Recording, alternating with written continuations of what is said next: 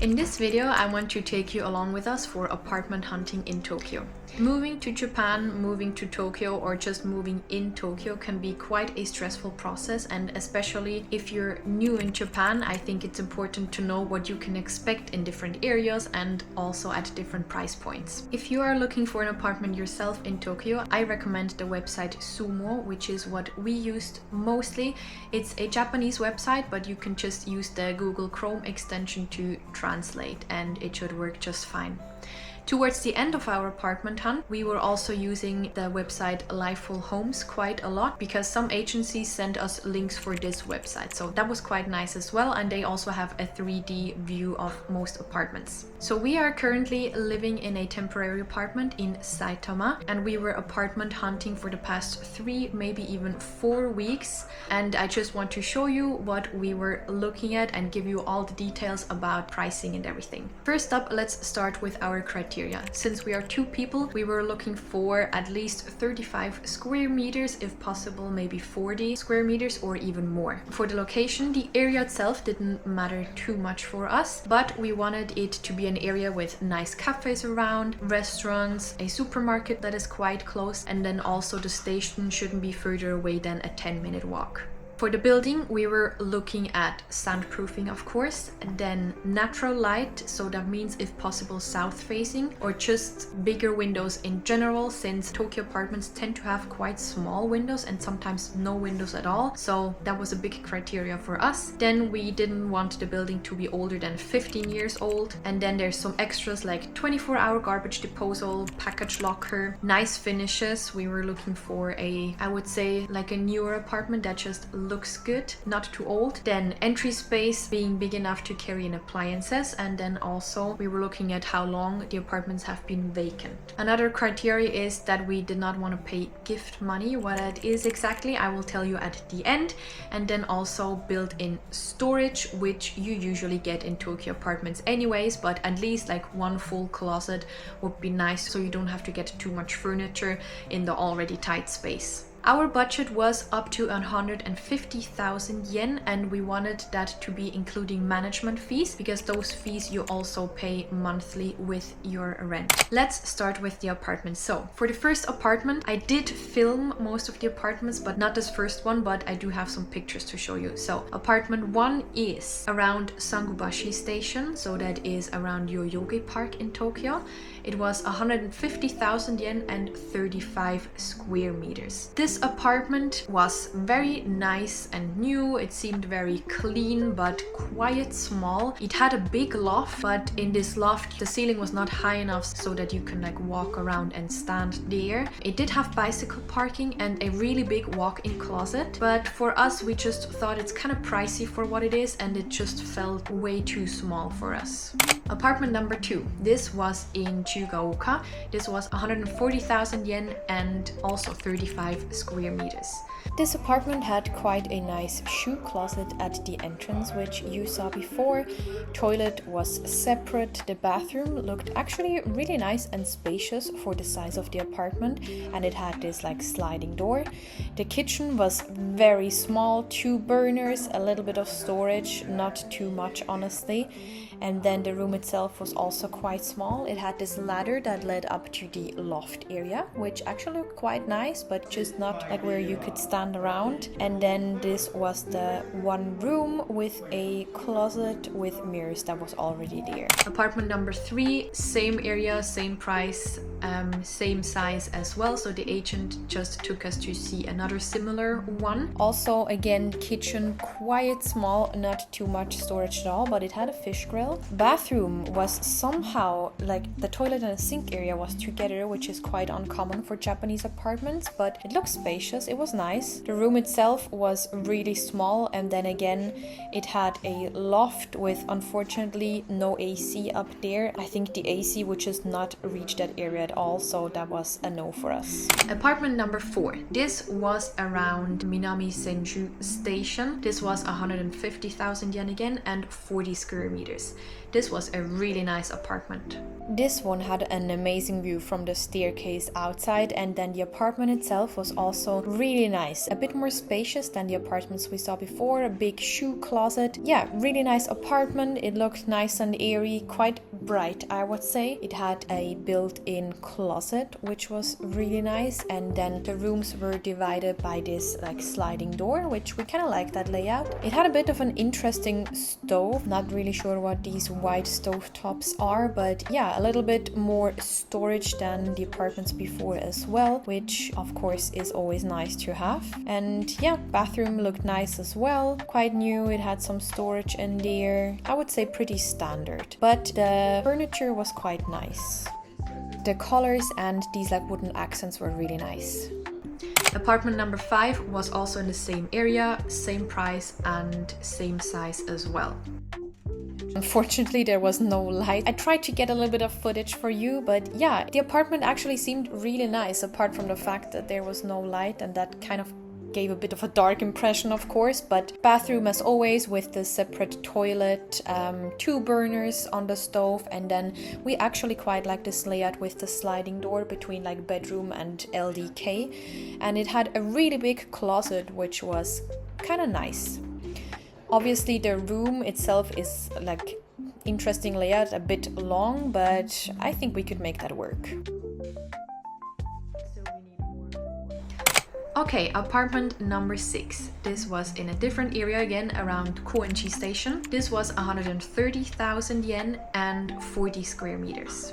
For this apartment we had really high hopes because the deal was pretty good. So it had 1 kitchen and dining area, I guess. Kitchen was, I would say, medium size. It had quite a big sink, a little bit of storage, and then that 1 room itself was supposed to be really big, but it felt actually quite small, so a bit too small for us. 1 closet, but there was nothing like built in like to hang stuff, and yeah, you know.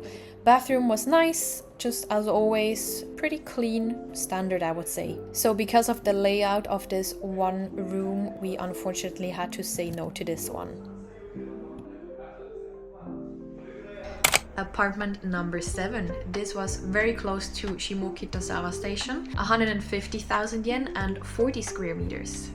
This apartment, wow, just because of the light, it like blew us away. You get so much natural light with these windows here, and 1 part is south facing, which is nice. We noticed that the bathroom didn't have any storage, so you would have to get that yourself. It had 3 burners. Kitchen looked really nice, medium size, same amount of storage as before, so not too much, but that's the standard. And then bathtub, just as always. It had quite some mirrors in there, and then the 1 bedroom also had nice big windows. It was very bright.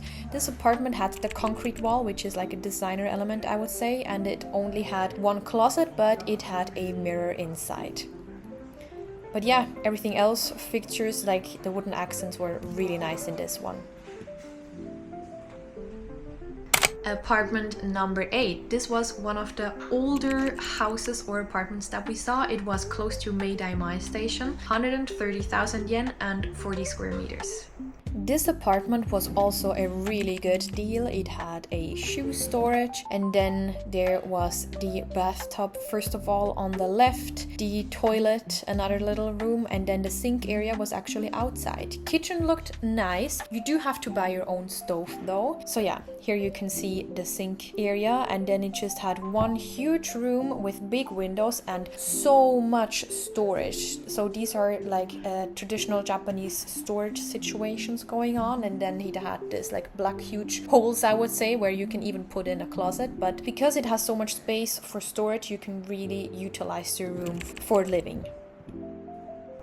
Last apartment is apartment number 9, which was around Kinchicho station, 150,000 yen and 40 square meters.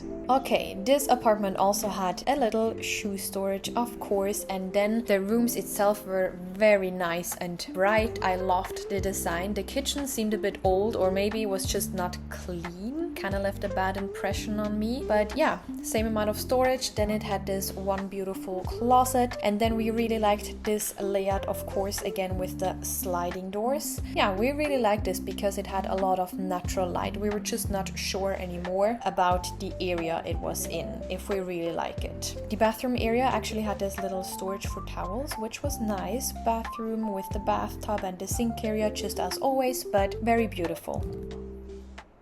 Alright, that was all of the apartments. Now there's a few other things I would like to mention, especially additional costs. In Japan, you not only pay your monthly rent, but there's just a couple of other things you need to keep in mind, especially regarding initial costs, so when you first move in. First of all, deposit and reikin. Deposit, I think everyone knows what the deposit is, but generally if things go well, you would get that back once you move out of the apartment. Now, I heard in Japan they are very particular with the state of the apartment, so it can be hard to get this deposit back, and they also, if they have a big cleaning fee, that they also take this from your deposit directly, so you might not get back your deposit at all. Also, the reikin, the gift money, another 1 month rent, this is an amount you don't get back. As the word itself says, this is a gift for the landlord, so just keep that in mind. There are apartments nowadays where there's no gift money at all, but from our experience, that's more the older or cheaper apartments, I would say.